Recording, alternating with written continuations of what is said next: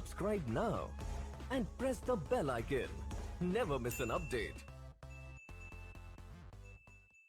नाज़रीन, आज हम इस बात के बारे में गुफ्तगू करेंगे कि मौजूदा वबा कोरोना वायरस की इस वक्त तक की हकीकत जो कि हमारे सामने आई है वो क्या है और इसके असरात अवामुन्नास पर क्या मुरतब हुए हैं। तमाम सोचने और गौर करने वालों को मोहम्मद साद का सलाम।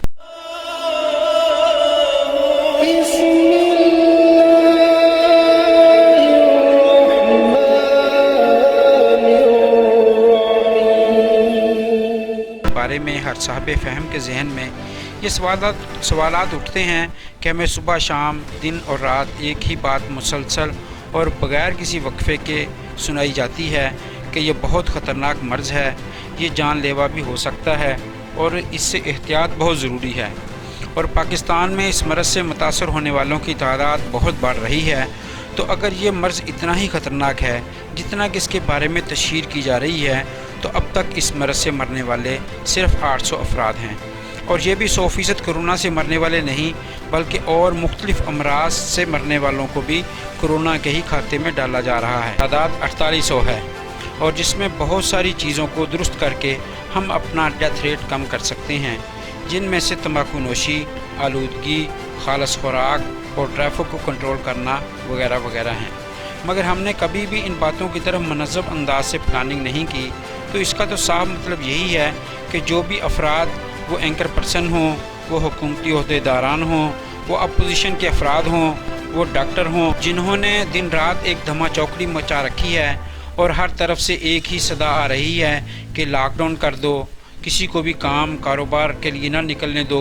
मस्जिदों को बंद कर दो, बाज़ार फैक्ट्रियाँ ट्रांसपोर्ट बंद कर दो। ये तमाम अफराद मिलकर आवाम को बेवकूफ़ बना रहे हैं। और अब जितना जितना वक्त गुज़रता जा रहा है, मीडिया के ज़ोर से चलाया जाने वाला प्रोपेगेंडा आहिस्ता आहिस्ता दम तोड़ रहा है और इन लोगों की तादाद में इजाफ़ा हो रहा है कि जो कि इस बीमारी को एक बिल्कुल आम सी बीमारी तस्वर कर रहे हैं। और इस सारे अरसे में नुकसान सिर्फ आवाम का ही हुआ है और सफ़ेद पोश अफराद को अपनी सफ़ेद पोशी का भरम रखना मुश्किल होता जा रहा है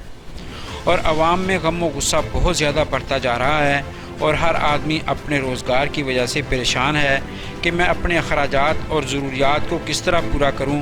क्योंकि हर आदमी जानता है कि हुकूमती ओहदेदारान को तो इस वबा की वजह से इमदाद मिल रही है और उनकी तनख्वाहें और कमीशनें और मुख्तलिफ़ किस्म की मराआत मिल रही हैं। और अपोजिशन वाले हजरात को ये ख़तरा है कि अगर हमने इस बात की मुखालफत की, आलमी सतह की क़ुव्वतें जिनको खुश करके इक़्तिदार के ऐवानों में दाखिल हुआ जाता है, वहाँ से इनका नाम हमेशा के लिए ही ना काट दिया जाए। और बाकी ये एंकर हजरात हैं, इनका तो काम ही सिर्फ बोलना है और वही बोलना है जो बोलने से इनकी लाखों की तनख्वाहें मिलती हैं और लंबी चौड़ी गाड़ियाँ चलती हैं और एयर कंडीशन कमरों में बैठ कर भांत भांत की बोलियाँ बोलते हैं।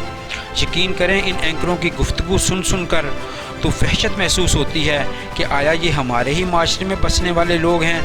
और हमारे ही दरमियान रहने वाले अफराद हैं या किसी और सियारे की मखलूक हैं जिन्हें हमारे मसाइल से कोई गर्ज ही नहीं, या इन बातों को ही मसला बनाकर पेश करना है जिनका इन्हीं आलमी अदारों से आर्डर मौसूल होता है।